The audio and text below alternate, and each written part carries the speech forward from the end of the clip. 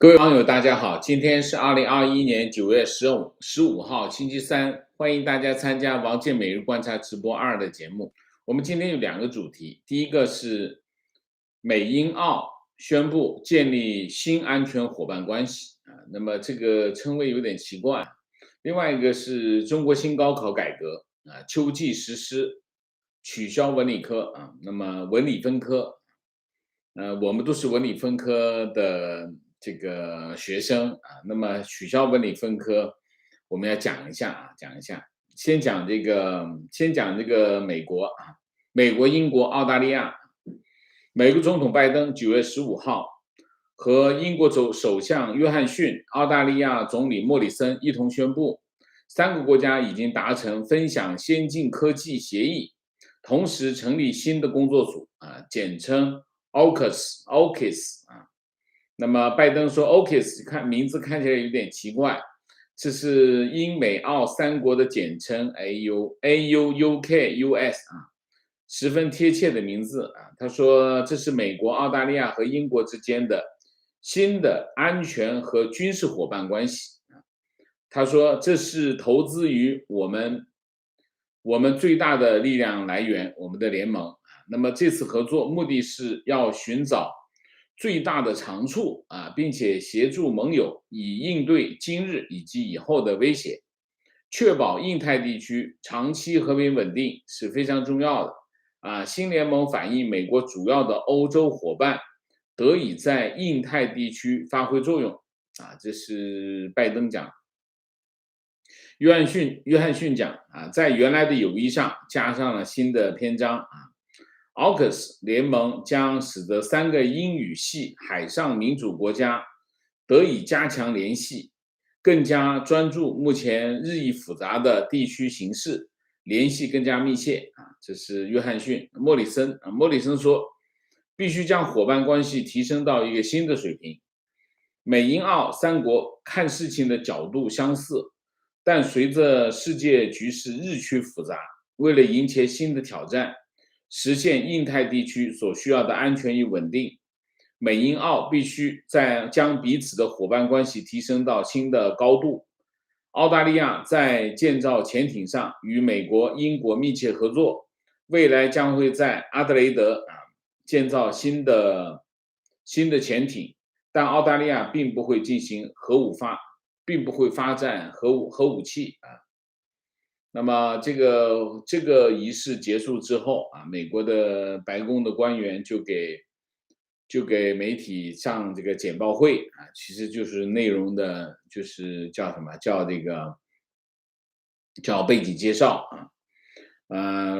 白宫的高级官员说了几点。第一个，未来18个月美英澳3国会研究如何能够将最好的技术转移到小组内的国家，就大家分享最好的技术就是大家的独门暗器了这是第一个。第二个，首要任务是协助澳大利亚开发核动力潜艇，但潜艇不会配备核武器核潜艇不一定有核武器核潜艇跟核武器没有关系。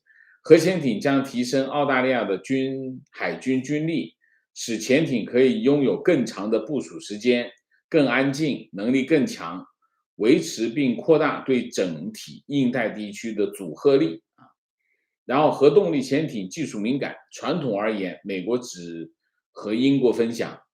那么在新的小组当中，美国和英国将会分享维护核防御基础设施的知识澳大利亚目前没有核动力潜艇所需要的核裂变材料，这意味着在18个月将要谈判如何转移核材料。那么3方小组也能够让各国更容易地分享人工智能、网络、水下系统和远程打击能力等关键技术领域的信息和知识这是白宫高级官员的一个分享的内容。那么外界都把这件事情解读为什么？解读为美国、英国、澳洲联合起来对付中国这是一个非常简单的解读但是这3个国家的领袖在在发言的时候都没有提到中国，但是所有的人都认为这件事情是针对中国。那么，那么白宫官员也说啊，这个项计划并不是针对任何一个国家，这个计划目的是推进三国的战略利益，维护基于国际规则的秩序，促进印太地区的和平稳定啊，这都是外交辞令，没有意义啊。有两点可以很清晰的知道啊。第一点，这件事情跟核潜艇有关系啊。那么，但是这件事情肯定不仅仅限于核潜艇啊。为什么？你想一下，澳大利亚只有一个几千万人口的国家，虽然国土面积很大，但是人口并不多啊。英国也不是个人口非常多的国家。那么这两个国家人口都不是特别多，那么维持一个庞大规模的军队，对澳洲并不是一个很好的选择啊。同样的道理，对澳洲来说，去建一个这么高技术的核潜艇啊，目的何在啊？仅仅是为了增加它的军事力量，这有点讲不过去，因为他不会做核潜艇，他要自己去，当然美国分享技术给他，让他去做核潜艇。那为什么他不直接跟美国买核潜艇？这是有点奇怪的事。美国做了那么多核潜艇，理论上来说，他再做一个核潜艇，他应该更便宜啊，技术应该更成熟才对。澳大利亚不会做核潜艇，他自己去做核潜艇，需要拿美国的技术或者拿英国的技术。这有点让人有点摸不着头脑。说他这三个国家住在一起，说我们要提高我们的合作，联盟的水平，就是因为这里面在所有的解释当中，核潜艇变成了一个主要的标的啊。但是我觉得这个是一个，这是一个蛮让人费解的事情啊。因为理论上来说，澳洲需要个核潜艇，向美国购买，美国帮他生产一个核潜艇，比分享技术给他，让他自己去造更有效率吧啊。所以从这个角度来说，我认为两点。第一点，核潜艇是个说法啊，当然它可能是个标的，但不是唯一的标的啊。这是第一。第二，很显然，这三个国家坐在一起来是冲着中国来的。但是，我们问题是，你把这三个国家的地图连在一起，你可以看一下啊。英国在欧洲，美国在美洲，只有澳大利亚在印太地区啊，在这个南中国海的最南边啊，在大洋洲。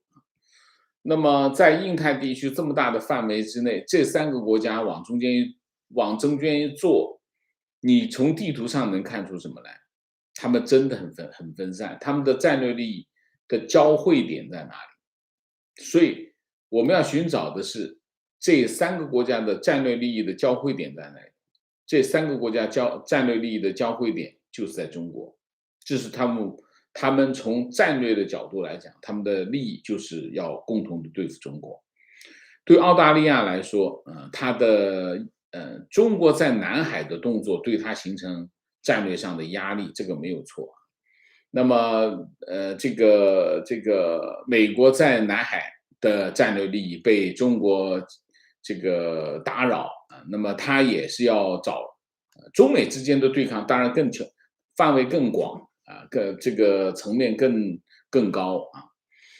但是在南海地区更敏感，对他来说更重要。那么对于英国来说，核心的问题，我认为还是香港问题啊。香港问题其实英国不说啊，但实际上派一艘航母跑到亚洲来，肯定跟香港是有关系的啊。所以这三个国家在一起，主要的战略目标就是中国，这个没有疑问。但是他们的落脚点在哪里啊？肯定不是核潜艇。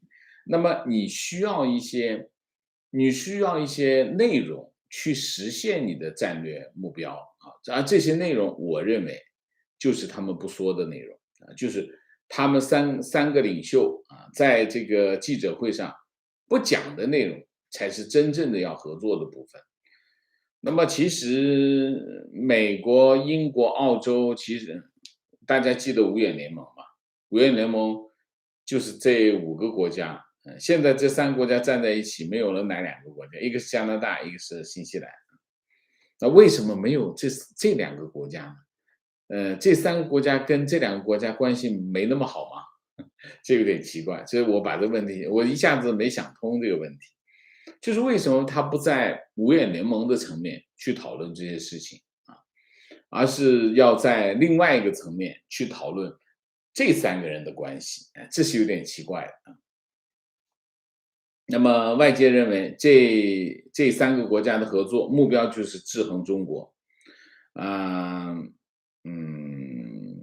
，CNN 说啊，以美英澳正宣布对中国的新的制裁措施为标题啊，促成美英澳合作是拜登政府寻求国际支持对抗中国迈出的重要一步啊。纽约时报说，一旦澳大利亚核动力潜艇计划实现，澳大利亚皇家海军的例行巡航范围可以扩大到南海地区以及台湾北部，好吧，有那么重要吗？澳大利亚的潜艇计划，澳大利亚皇家海军目前有6艘柯林斯级的潜艇，都是柴电动力啊。那么这批潜艇，在阿德雷德建造啊，是在1993年开始服役。澳大利亚在2016年与法国潜艇制造商签订了价值900亿澳元的协议。不过，澳大利亚要求主要零件在本地生产啊，让这个新建进度出现了严重的延误。有报道说，12艘潜艇要到2054年才能建成。澳大利亚政府认为交货缓慢，所以最近决定取消合同，转向英美取得这个核动力潜艇的技术。那么，美国是从1952年开始建造核潜艇，所以美国建造核潜艇很有经验啊。第一艘核潜艇叫鹦鹉号，55年试行2年，在水底高速航行了11万公里。1958年创下了穿越北冰洋，从太平洋航行到这个大西洋。那么美国海军目前有50艘正在服役的核潜艇啊。英国皇家海军啊，那有这个4艘现役的潜艇，那么解放军的核潜艇8艘核潜艇，然后它还有攻击核潜艇11艘啊，导弹核潜艇8艘啊，常规潜艇58艘。那么大体上情况就是这样啊。我现在不知道这个英国皇家海军的弹道导弹潜艇是不是核潜艇，我不知道。它现在是有机敏级的核潜艇，有4艘啊，1艘已经下水，2艘在建造当中，7艘正在计划当中啊。英国也在建这个核潜艇啊。那美国现在的传统盟友啊，一个是北约啊，我们现在看，美国传统盟友一个是北约，北约当然总共有30个国家，核心是什么？核心当然是美国、英国、法国、德国这些强国。那么北约的主要的防范对象俄罗斯啊，这是第一个。第二个结盟就是五眼联盟啊，五眼联盟是澳大利亚、加拿大、新西兰、美国、英国5个国家。不过呢，五眼联盟的主要任务还是情报共享啊。但是如果有需要的话，美国跟英国完全可以把这个五眼联盟把它的合作层级上升这是第二个。第三个是四方安全对话或者叫四国集团啊。四国集团是美国、日本、澳大利亚和印度啊。所以你现在的情况就是，这三个国家往中间一站，这三个国家还不够好吗？这三个国家，你想，这三个国家在一战、在二战都是在一起浴血奋战啊，他们关系，这三个国家基本上是地球上关系最好的三个国家啊。那两次世界大战他们都在一起，共同战斗啊，而且不是一般的盟友啊。所以，所以这个问题是有点摸不着头脑。就你说这三个国家，任何几个国家在一起都没有这三个国家关系好。然后这个川普政府的副国家安全顾问伯明啊，伯明原来是《华尔街日报》的记者啊，他分析了一下，他说，为澳大利亚装备核动力潜艇是重要的一步啊。水底作战能力一直是解放军的弱项，拥有一支核动力潜艇，舰队之后，澳大利亚能够在印太地区执行更长时间的巡逻任务，也能让新联盟在印太地区拥有更强大的存在感。美国的核潜艇不够多吗？50艘还不够吗？一艘核潜艇已经，核潜艇是战略力量，为什么？因为它力量非常强大，而且它生存能力很强。核潜艇它是在水下待的时间足够长，第一个，第二个，它足够隐蔽，第三个，它潜得足够深。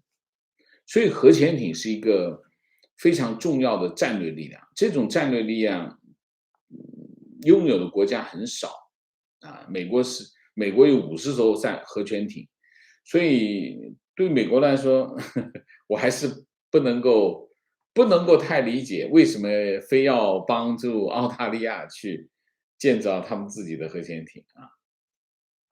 然后悉尼美国中心外交政策国防项目主管叫汤森德汤 Shan 啊，他说这是令人惊讶而且非常受欢迎的迹象，表明拜登政府愿意通过提供先进的国防技术，增强澳大利亚等亲密盟友的能力。然后他说这是华盛顿很少愿意做的事情啊。AUKUS 啊，提出一种新的具有战略意义的方法，与盟国在印太防御优先事项上进行集体合作。我们慢慢理解吧。就是说，因为美国可能在规划不同层面的伙伴关系啊。你比如说像美国、英国、澳大利亚，这个可能是它最核心的层面的伙伴关系啊。他们在这个层面，它用来分享最敏感的军事科技技术啊。那么这种层面不会有更多的人，不可能。你唯一可以解释的就是这个，因为这种技术。以前这个白宫官员说，我们以前只分享给英国，现在增加澳洲，为什么？澳洲很积极啊，澳洲非常积极的对抗，所以分享给澳洲，所以我们三个就在一起，结成一个最紧密的这种联盟啊。甚至新西兰都不让他参加，新西兰为什么不参加？因为他不做核潜艇，这种理由倒也成立啊。大概就是这样，所以我们可以看到，拜登政府比较擅长做的事情是什么？就是结盟。结盟这件事情做得比较好，比较擅长。但是我觉得阿富汗的议题，阿富汗这件事情，对他的这个能力是有打击的，对他的盟友也是一个非常重要的一个挫败感，都有挫败感。好吧，那么我们今天第一个主题就讲到这里，我们下面讲第二个主题，新高考啊。高考改革，高考改革，本来我今天是想骂人的，算了，我们不骂，我们就讲讲高考改革。高考改革今年秋季开始进入招生，就是说今年高一的学生啊就会面对新的高考啊。今年入学的学生，那么现在呢就是第四批新高考改革的省份那就是甘肃、黑龙江、吉林、安徽、江西、贵州6个省。第4批，第3批是8个省，河北、辽宁、江苏、福建、湖北、湖南、广东、重庆8个省是去年开始新高考，今年是6个省，去年是8个省。那么2017年是第2批，第2批是谁呢？北京、天津、山东、海南4个省那么最早是什么时候？最早是上海跟浙江上海跟浙江是第1批高考综合改革试点，从上海跟浙江开始。那么目前1、2、3、4批省加在一起，总共有多少个省？20个20个已经进入新高考，也就是说这20个省，他们的高一的学生从今年秋季开始。他们入学之后，他们就按照新高考的模式进行教学和考试那么我们就讲一下新高考是怎么个考，也就是说今年开始，新高考的数量大大的就超过了保持原有高考的模式的这个省份那我们来讲讲新高考怎么考。新高考基本上就模式叫3+1+2，3+1+2什么意思？统一高考3项全国统一高考就是语文、数学、外语这3项考试呢全国统一科目不变，分值不变，考试时间不变，不分文理科。所以新高考的特征不分文理科这是第一个，就前面这个32是什么呢？2就是三项考试呢，就基本上是新高考三门统一考试，叫统一高考科目然后后面的就叫学业水平考试的3门选考科目选考科目呢，其中有2个，第一就是一个是历史，一个是物理历史跟物理2选1，物理历史2选1就是这1第三个就是第三个2是思想政治、地理、化学、生物总共4门功课里面选2个，也就是说前面3个一样考，后面的2选1，然后是4选2总共是考6门大概是所以呢新高考的启动时间就是从今年秋季入学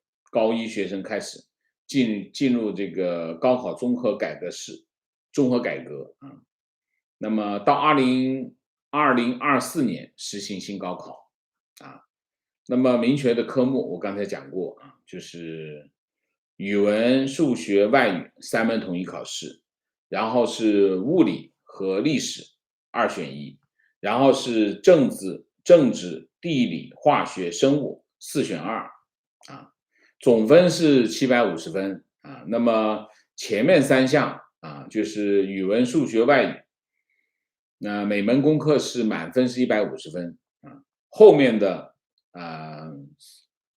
就是每门功课是100分总共是750分。那么按照这个高考的模式，科目的选择总共有12种组合文理不分文理不分。那么从2024年开始，统一高考招生录取按照物理和历史2个类别就分列进行招生计划，分开划线，分开投档录取那么学生在高考成绩公布之后，填报志愿，实行平行志愿投档录取那么原来是两种组合一文理科，一文科一个理科那么到后来呢，就3+3呢就是20种组合。那么到现在呢，就变成了12种组合核心的区别就是文理不分科。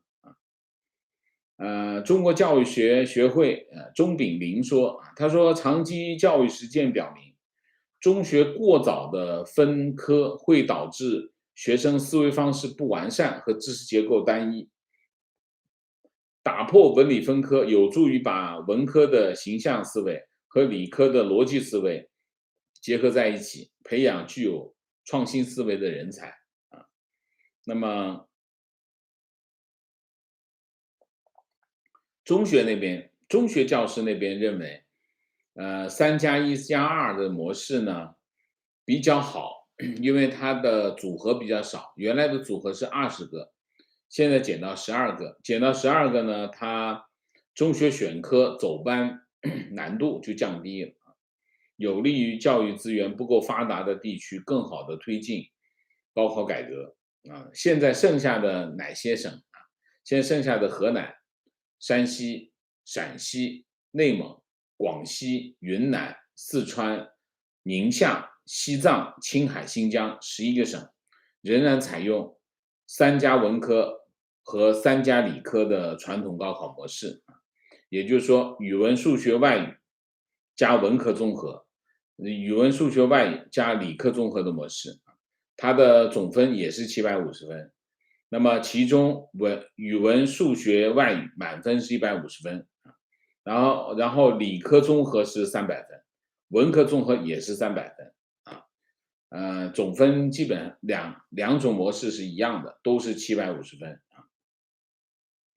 那么2014年国务院关于深化考试招生制度改革的实施意见出来之后那么新高考改革的这个议题成为中国的中学生绕不开的一个议题那么3批改革最明显的变化，其实变化最大的就是3+3变成了3+1+2。那么，现在的问题是什么？最早实施的就是浙江，浙江是1年2考，1年2考等于是给学生多一个机会因为最早提出改革的目的是什么？最早提出改革的目的就是破解高考存在的一考定终身的弊端啊。那么，所以呢，就给他们多考的机会，但其实呢，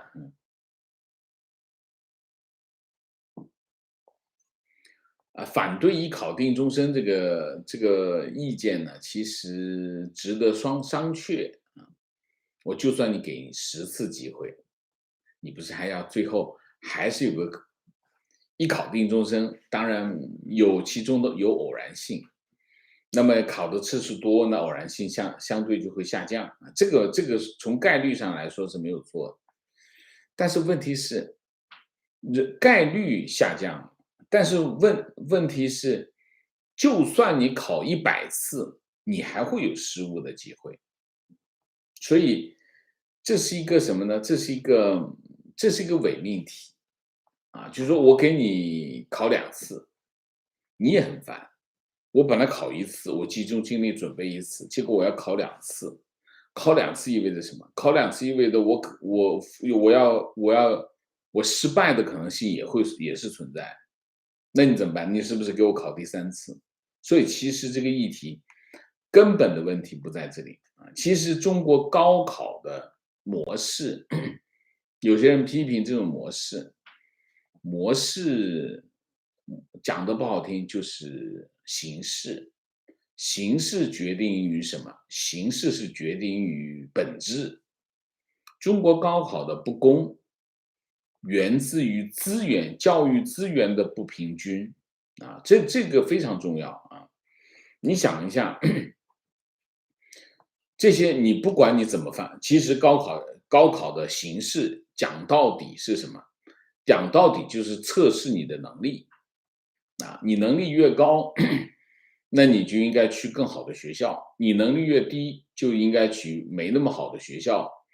大概是一个，你能力再差一点就考不上大学。理论上来说，是一个这样的逻辑关系。但你不断的改革这些高考的形式，你不改变高考背后的教育资源，不重新分配教育资源，其实本质上是没有意义的，就是没有能够解决教育不公的这种格局。所以你可以看到，你比如说，你比如说某些省，它有很多高校，历史传承下来啊。你比如说，我举个例子，比如说西安，西安有很多高校，为什么西安有很多高校？当初就是为了准备打仗，为了准备打仗呢，把一些高校就挪到西安去，因为西安在西北，这样的话打仗比较好。所以呢，西安有高校资源很充足，非常强，这是一个。比如说武汉，武汉有很多高校，它也是高校集中的地方。有一些地方高校就是很集中，那你高校集中的话，那你教育资源就很丰富。那你在这个省里的学生考试的这个录取率就是比别人高，为什么？因为学校多，因为本省的学校，它首先是要招的本省的考生，那你有些地方你就是教育资源少，一直下来教育资源就不足。你比如说像福建啊，比如说像江西啊这些地方，教育资源就是少，教育资源少，那你本省你考生你难度就是高。你是不是公平的定义是什么？公平的定义就是你要保障一些社会的基本的所有的人在一个平均水平线上，然后根据他的能力根据他的水平去择优录取。如果你不能够大家在一个平均的水平线上，你就不公。所以实际上教育不公，或者是反映在哪里？反映教育机会、教育资源的不平等。教育资源不平等，教育机会就不平等。教育机会不平等，你怎么去改高考的模式？它背后的不平等仍然是存在。你不去解决这个背后的不平等，你而是用各种方法怎么翻跟斗，其实都不能解决后面的问题。你说一考定终身，那你二考定终身是不是就合理了呢？如果二考不定终身，一考定终身不合理，二考定终身就合理了吗？如果你二考定终身不合理，你是不是十考定终身就合理呢？中间的度哪个度更比较拿捏的比较到位呢？所以这个其实，如果你用的是考试这种模式，基本上全世界都是以考定终身。如果用考试的模式，除非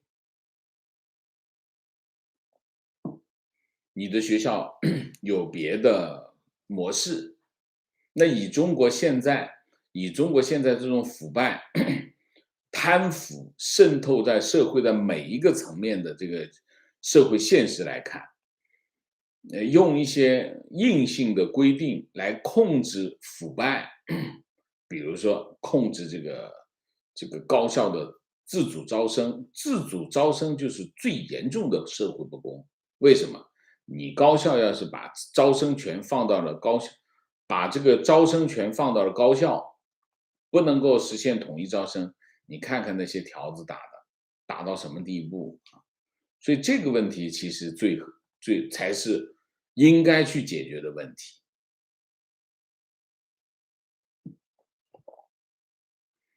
那么你可以看啊，去年中国高等教育升学率54.4%，那么“十四五”规划升学率提高到60%。当你的高等教育升学率已经达到60%的问题的时候，高考难度其实没有那么高，就是说应该是整体高考难度在下降，然后呢，优质的教学资源的这个高录取的人数增加了，大家都在争夺这个优质的教学资源的时候，那优质的教学资源就会竞争更激烈，因为人数更多。所以从这个角度来说，中国需要解决的是什么？中国需要解决的是如何提高更多的、增加更多的优质教育资源，这是第一个问题。中国不是要教育资源不足、高等教育资源不足的问题。你想一下，你录取率都达到了45%、54%了，啊，就是超过一半录取率，不是教育资源不足的问题。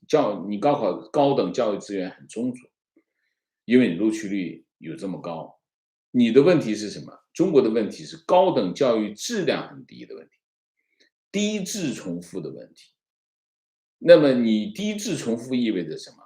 因为你的普通的教育资源，毕业的大学生含金量不高，你含金量不高，当你在争夺市场、社会上的这个就业岗位的时候，大家的竞争力就不足，不足就更加引发了优质教育资源的争夺，这就是反向推导。你把这个反向再往前推的时候，你会发现，你消灭这个教培行业，并不能解决优质教育资源竞争度越来越高的现象。教培行业是什么？教培行业是解决中国的家长提高他们孩子争夺优质教育资源的能力，那才会有教培行业。教培行业是解决这个市场需求的。你把教培行业灭掉了，这些家长更迷茫。迷茫的问题在哪儿？他找不到途径去帮助他解决这个问题。但这个问题是不是要解决？必须解决。这个就增加了家长的难度。本来家长说我掏钱就行，现在你掏钱都不行。就说如果这个社会连掏钱都不能解决这个问题的时候，那剩下是什么问题？那剩下就是权力的问题，也就是说只有权力能解决问题。本来说原来是有计划经济，只有权力能解决问题，啊，市场经济是权力能解决问题，但是我掏钱也能解决问题。你现在把这个教培行业灭掉之后，你这掏钱都解决不了问题，就是又回到，这就是什么？这就是反改革，好吧？那我们今天的主题就讲这么多啊，下面进入互动。进入互动之前，温馨提示，请大家点赞，请新来的网友订阅，请大家加入我们的会员，支持我们做更好的节目啊。那么进入互动之后呢，4个情况、问题、观点、情绪啊。我今天再推广一下 Patreon，相对于我们现有的会员来说，我们现有的会员是对我非常大的支持。我知道啊，大家参加我们 YouTube 的会员啊，是为了鼓励我把这节目做得更好，我非常感谢。那么另外一方面呢，我们在 Patreon 上面呢也开设了服务。Patreon 上面的开设的服务主要是解决2个问题。第一个问题就是广告问题啊。那么有一些网友呢不喜欢看广告，那 Patreon 上面的视频是没有广告啊，但是要订阅啊。Patreon 就是个订阅服务，这是第一个。第二个，那么我们在 Patreon 上面也做了一些针对国内网友的一些服务产品。这个服务产品就是 Patreon 每一个视频下面都会有它的链接啊，你点击就可以到那上面去啊，参加我们的订阅啊。那么 Patreon 呢，就有一个产品就是音频服务啊。那么国内的网友呢，你可以定好这个音频服务的产品，然后把链接甩给你国内的亲友，他们就可以听国内的亲友就不用翻墙，就可以听我们节目的音频啊。那么而且可以自动更新啊。所以我在这里推广一下我们的 Patreon 服务。我们希望尽快的让我们的 Patreon 服务，Patreon 的会员达到一定的量级，因为现在数量还不够多，我们在那边的提供的服务呢，就有点可惜，就感觉浪费了，因为使用这个服务的人太少啊。好，明谢 Mike 朱，谢谢唐伟，谢谢周明，谢谢 Harrison，谢谢Wumbo， HJ1985，谢谢王 Sir，谢谢啊。观点，美国在亚太需要一个可以修理和补给核潜艇的地点。另，南澳有一个很大储量的油矿，难道澳洲想拥有核武器吗？这是很大的改变哦，情况要求在澳洲建造一部分原因是因为国会在批准潜艇军费开支的前提之一是要求促进澳洲本地制造啊，澳洲本地制造业越来越少，澳洲工党有保证本地制造的要求。OK，提问：这次的美英澳的安全伙伴关系的宣布似乎很高调，三位领导人同时发布，但是中国政府目前回应不是特别激烈，只能说是只是说要摒弃冷战思维。王老师怎么解读？冷战思维，显然冷战思维是不够的，因为这是一个新的冷战，所以，但是没有冷战思维，没有对抗性的思维，肯定不会发生这件事情。那既然中国天天讲要斗争，习近平讲斗争已经讲了这么长时间，习近平给这个外交部提出要这个斗争精神，外交部也有战狼外交，那为什么别人不可以有冷战思维呢？所以，中国的反应不意外啊，不意外，也没有什么新意啊。观点：澳大利亚在早期的时候常常被英国用来做核试验，所以澳大利亚反对一切核技术是澳大利亚特有的政治正确，是个雷区。这次核技术的引用是个破口，只能说中共求锤得锤，因为中共的强烈打击使得澳洲开始突破对于核的历史雷区。OK，谢谢你的科普。观点：澳洲能有核潜艇一点都不奇怪。虽然美国有很多核潜艇，但是如果澳洲先受到攻击，等美国支援要花时间，不可能第一时间来到。如果日本能有核潜艇就更好，因为早些时候 CCP 还说，如果日本帮台湾就炸平日本。试试看吧，日本有美军呢，你要炸平日本，不就是？而且日美是盟国，日美安保条约什么意思？日美安保条约就是你攻击日本，就等于攻击美国啊，那美国一定会反击啊，这是军事同盟的含义，就是这个意思。你去炸平日本，我觉得你还没有炸平的时候，你可能被美军已经炸平了，有可能啊。所以不要随便讲攻击日本，因为你攻击日本就是攻击美国啊。观点：从全球层面的政治角度看，如果非要把世界所有的国家分成几流的话，英美是绑定在一起的一流国家，澳新等五眼联盟的一流成员都最鄙视就是欧盟，特别是欧盟中的大国德国、法国这两个国家，都是政治上的怂包啊。无论是一战、二战的表现，都可以看出他们的短视和天真。今日依然如此，甭管他怎么嘴上说要成为一级，他都无法成为一流的领头羊角色啊！这个攻击德国跟法国，你最好是我是这么觉得啊，攻击没问题，你最好是把你的论据说出来。你比如说，德国、法国是政治上的怂包啊，怎么个怂法？你至少举几个例子来说一下，否则的话，你光这样讲就是纯粹的攻击，没有依据啊。我觉得最好是把你的依据讲出来，会更有说服力啊。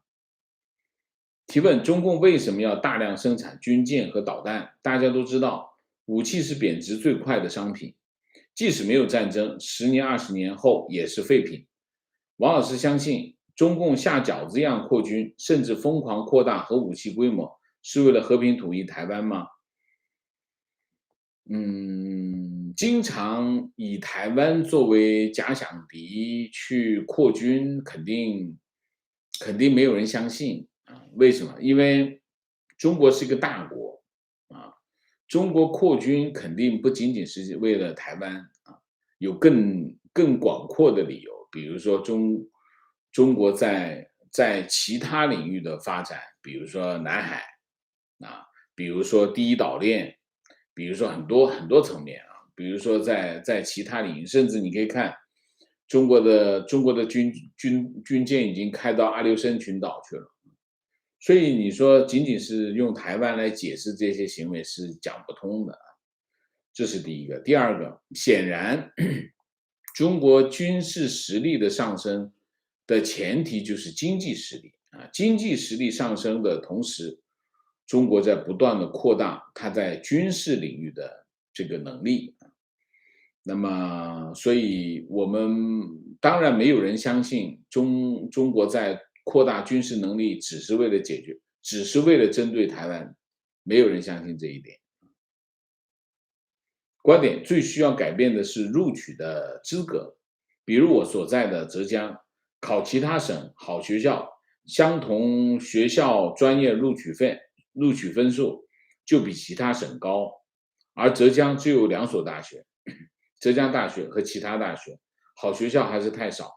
王老师说到关键点上，是这个问题啊。中国要解决的是什么？教育质量的问题啊，不是数量的问题。中国数量已经很大了，中国数量已经非常的多了。你想录取率已经达到60%、54%，再加几个点就60%，100个考生有60个能考上高等高校，考上大学，这已经很厉害了。数量不是问题，核心的是你是那个学校到底怎么样。如果这些大学都是垃圾的话，你考上去有什么意义呢？辛辛苦苦啊。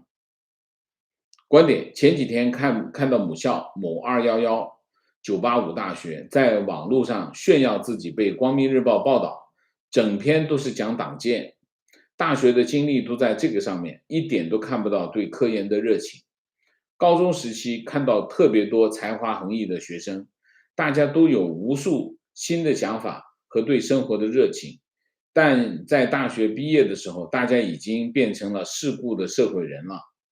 高考无论怎么改，大学僵化的模式化教育也会把很多本可以大有作为的人毁掉。我上次看谁呀？字中军先生的一番话，他说中国的大学在毁掉中国的学生，毁掉一代中国学生。我觉得讲的是很有道理的。习近平把中国的学校、中国的大学全部改革成为了党校，中国的学校其实就可以统一改名成为党校就可以了啊！你想都是党建，那不党校什么？所以甚至现在专业课都要讲思政啊，思想政治的内容。所以中共要把大学教育提高，要把大学教育还原教育的本质。核心的问题是什么？核心的问题就是中共不能把高等教育变成中共洗脑工具。如果中共利用高等教育去洗学生的脑，那就在毁掉一代学生。中共在6·4事件之后，非常非常认真的、非常投入了非常大的资源，在什么？在中国的高等教育上，干什么？进行阉割，全面阉割中国的大学生。所以你现在看中国大学生，第一没有反叛精神，第二没有学习跟生活的热情，第三非常驯服，第四洗脑洗得很彻底啊。观点考改的目的表面是一个，暗地里是一个。2000年前是全国统一卷，那个时候宣导说此考法对西部教育资源不足的地区不公平，然后就是各种各种编招，不论是怎么组合，其核心体现都是省区分卷各招，只要不是同卷选招，其结果就是对西部地区更加歧视，更为不公。清华北大更无寒门之子，非常对。嗯，如果没有选民的监督啊，所有的改革都会变成一种自肥的结果啊。所以，高考改革、高考教育改革、各项改革，比如说改来改去，就是不断的提高大学自主招生的规模。自主招生就是个纯粹的腐败，没有别的。情况考试是一门政府垄断的生意，还可以增加录取时的猫腻。OK，观点：今天听到美国2年制和以上 college 毕业生中男性比少于女性比，一位主持人认为经济因素有很大影响。美国民主党一直在推动大学学费免费，然后最近有传言说亚马逊为员工付部分学费，沃尔玛好像也有这种政策。从政府到私有企业都有动力和策略帮助有需要的学生接受高等教育，和统共比高下立判。后台其实这里面关于大学教育这件事情哈，我们有些东西我们要知道。中国在这些方面是做得很差，就是说帮助弱势群体。你比如说像哈佛大学、MIT 这些名校，包括耶鲁大学这些一流的学校，只要你的家庭收入低于某个水平，比如说$20万，一年的收入低于$20万，学费全免。这在美国就是这些名校，你去读这些名校，如果你的家庭收入低于某个水平，你直接填个表，你就可以免费，在中国是不可能的事情啊。所以呢，我们经常会，你可以看到，就是中共有很多的宣传，很多的攻击啊，但是实际上很容易辨别优劣啊。你比如说，在美国的这些真的对待穷人的态度，他真的有很多帮助穷人的方法。你去看一下中国的医院门口，那些因为交不起医药费，生生的从医院里抱出来停止治疗的孩子、病人，那是什么情况？这真的是没办法比。观点：中国就算有哈佛之类的高校，也无济于事，因为孩子从小就被剪掉了翅膀。我们的教育第一条件是培养社会主义接班人，不是培养一个正常的人。非常对。情况：昨天晚上14届全运会开幕，奢华程度堪比北京奥运会。整个文艺表演内容一直围绕着习思想和中国梦，全面小康。开幕式成为宣传爱国主义的一个新形式。这种垃圾就不要看了啊，看了干啥？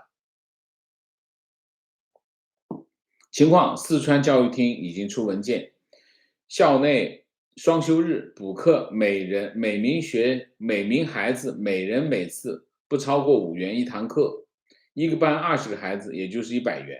很多老师很无奈，真不知道制定这个政策的人是怎么想。王老师怎么看？王老师没什么好看，我觉得根本就怎么说呢？这个政策不是针对老师的，这个政策是针对什么？针对领导的，看着领导的脸色定的啊。情绪：接种国产疫苗的同学检测抗体为0，问他要在澳洲接种辉瑞什么的吗？结果他说他打算回国再接种国产疫苗，一时不知道该说什么好。国内的洗脑把国家和政府捆绑扎根在民众的心里，说政府的问题都是不爱国，而身边的同学却对美国却分得很清楚。一方面向往美国社会的开放，学术的开放，一方面又受洗脑教育，认为美国是中国的敌人。嗯，观点不要认为每一段历史都是深思熟虑的结果，恰恰相反，都是统治阶级无脑拍屁股决定造成的。OK，观点看到思想政治可以被化学、地理、生物取代，心里还是挺高兴的。当年文理分科的时候，政治无论在文科、理科都是必考。情绪，教育培训也好，高考也好，政府从来不在终端上投入真金白银的改善，全是假摔。反正所有政策涉及到民生问题，要掏钱就装睡。为什么？因为我没有选票，区长、市长不会出来和我们所提，不会解决我们提出的问题、关心的问题。面对面的对话，他们纯粹自导自演一场独角戏，非常对。事实，货拉拉司机案已经宣判了，建议王老师可以多做点中国社会的剖析，贴近普通人的生活，更加增加关注度。我们对中国社会的事件还是很关注的。当然我们最关注政治，政治影响最大啊。然后其次我们关心经济啊，为什么关心经济？因为经济的我们在 YouTube 上面讲经济的 YouTuber 很少，所以我们要讲经济，多讲一点，因为大家需要啊。政治我最关心，政治影响非常大啊，所有的东西都受政治的影响啊。社会的议题，我们今年以来我们越做的比较多一点。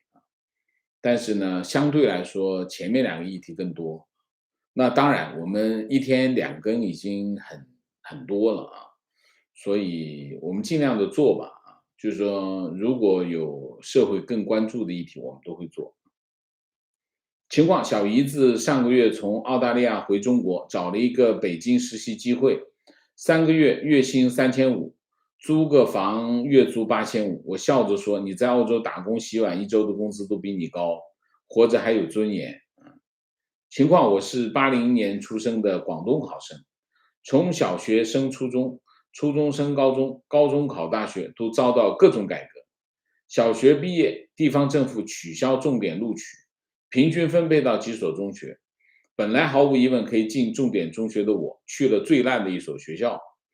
中学毕业考试增加了考试科目，调整了学科分数比例。这次改革没什么影响。高考遇到广东改革3+X 模式 ，X 由学生任选，结果全省18万考生只有几千人选了 X 等于2。第2年这个3+X 制度就废除了。我这辈子被这些教育改革折腾的不轻。OK。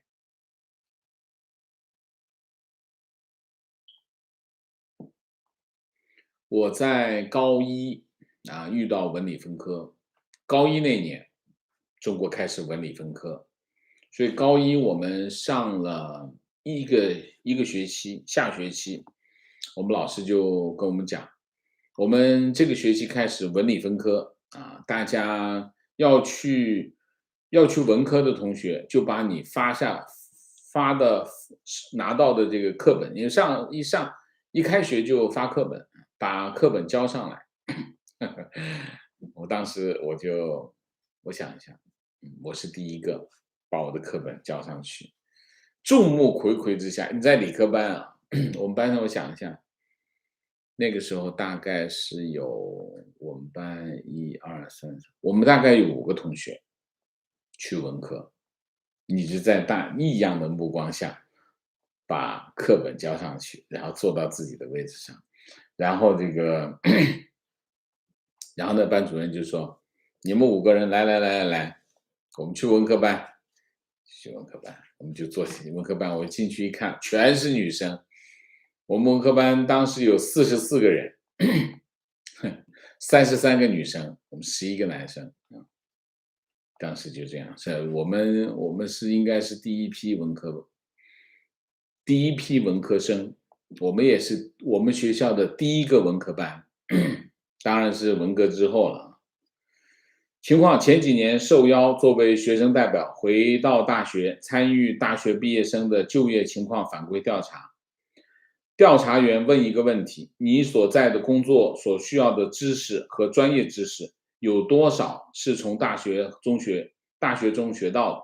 我发现，除了继续读博士、硕士去了本专业工作的学生以外，其他90%的人都避重就轻，说不出什么内容。在墙内多年宣传中，高考和大学被视为学生们教育的终点线。大学教育实际意义是什么？对学生又有何作用？学生如何正视大学教育？大部分人并没有真正的认识到。这说明什么？这说明中国的大学教育本身是崩溃了，已经崩溃掉了啊。以我用人的体会来说，大学教育在两个领域做得非常的差啊。第一个领域是什么？第一个领域就是基础教育，基础教育非常差啊。你比如说数学啊，比如说语文啊，这些基础教育非常差。所以你看，基础教育不足啊。另外一个就是什么？专业领域不足。专业领域不足到什么地步啊？我举我的例子，我大学毕业，我新闻系毕业，新闻系毕业，我们去单位，我分配去的是电视台，我去电视台单位第一天报道，报道之后，我们领导跟我讲，这是你的岗位，你是什么什么岗位，做什么，然后这是同事，然后你熟悉一下，包括设备什么的，熟悉一下。我们新闻部熟悉一下这机器设备，熟悉一下。第二天就出去采访，领设备，跟同事一起出去。我们当时出去，3个人一起出去，一个灯光，一个技术，加上我，出去采访。这就是当时我们学的专业就是这样，根本没有，根本因为我们当时有2次实习，2年级一次，4年级一次，所以基本上我们都已经在这2次实习过程当中，我们已经早就知道，我们一个电视记者出门是怎么采访、怎么工作，清楚的很，非常清楚，上来就已经开始工作。但是我现在的情况是什么？现在我们的单位，我们招编辑，我们大概需要培训3个月才能上岗。3个月是怎么培训？3个月我们要安排一个师傅带他，带3个月才能上岗。这个还不是电视，我们讲的是网络、报纸网络。报纸网络老实讲，跟电视还是有一定的差距。这就是现在的大学教育。大学理论上来说，你想一下，我们那个时候，我们读书80年代读大学，要课本没课本，要老师没老师，要教材没教材，啥都没有。我们那个时候大学教育百废待兴，特别我们新闻专业，我们连教科书都不全，那个时候都不全，就是那种情况下做的专业培训。你现在要什么没什么，要什么有什么，好吗？所以现在的大学教育，我认为是完全失败。中共把大学教育变成那个什么，变成那个毁人机器。情况刚刚接到通知，说江苏碳排放超标，朋友公司将停产甚至关停。他们公司是小公司，应该排放很少。请问王老师关注双碳对中国制造业的影响？这个已经不是现在的影响了，从今年年初开始就影响非常的大。我们今天上午的节目讲中国经济，中国经济其中有一个部分是什么？中国8月份粗钢产量下跌了14%，为什么？就是碳排放，就是为了控制碳排放。当然，控制碳排放是一个方面，另外还有一个方面就是这个铁矿石价格，为了打击铁矿石价格，生生的把这个钢厂的产量给压下来。压下来的结果是什么？压下来的结果就是钢材价格上升了。提问，请问王老师，恒大的最终下场会导致什么？潘石屹现在在美国，他现在算不算与中共对立啊？你也问他，这个不能问我啊。恒大的最终下场会是什么？我觉得恒大最终的下场有两个特点。第一个特点，我认为许家印会失去对这个恒大的控制权，啊，他会失去，这是第一个。第二个，我认为恒大会被肢解、拆掉，啊，会被肢解，这就是恒大的下场。提问：恒大许家印先生想让政府为他背书解决问题，他本人是不是赌的大了一点？从来没有政府占民营企业的便宜，也没有反过来。许家印是不是让他背书？不是，许家印只是利用恒大的规模跟政府博弈啊，博弈。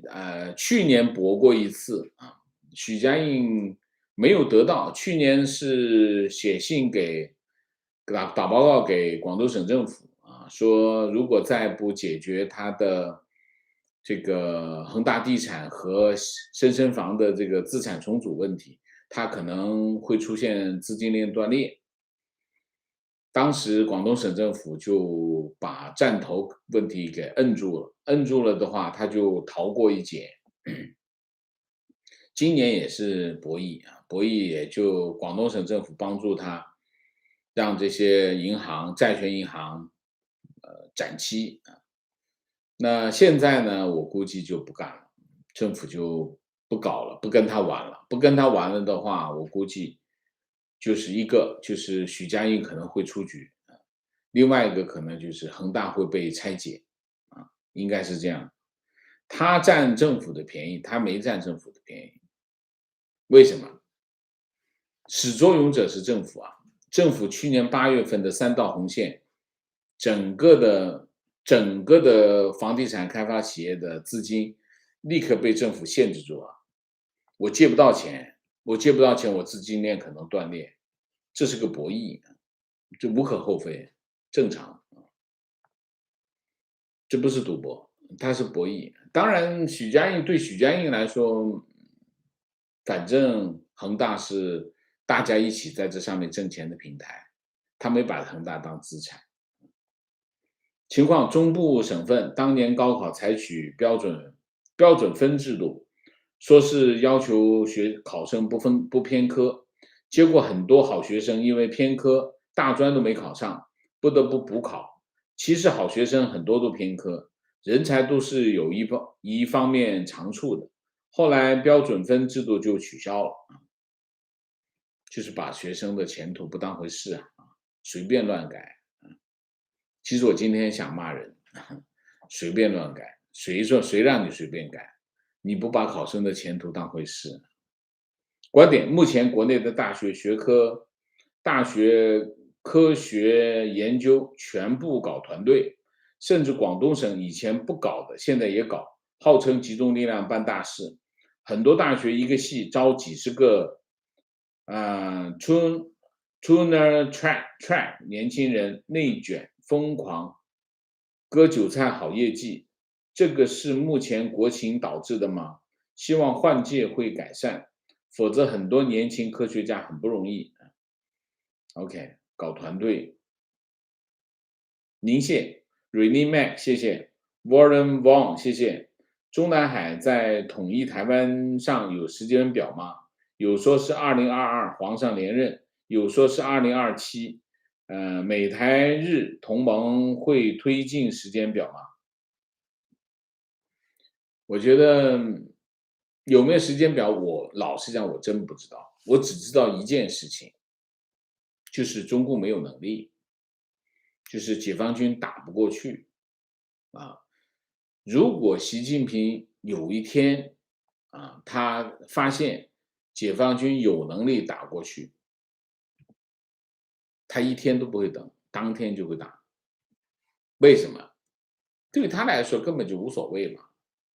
统一台湾作为一个历史功绩写在历史上多好，死多少人对他来说无所谓的，亏损多少，消耗多少都不重要，重要的是什么？重要的是他能够把这事情办成啊。所以我一直认为，中共不打台湾唯一的原因是什么？其他原因我们不讨论，我说唯一的原因就是打不赢，打不赢他才不打，打得赢他一天都不会等，这就是我的观点啊，我到现在还是这么认为啊。Heaven，谢谢。好，我们今天的节目就到这里，感谢大家的参与，我们下个节目再见。再见之前，请大家点赞，请新来的网友订阅，请大家加入我们的会员，支持我们做更好的节目，做更好的自己。谢谢大家，谢谢。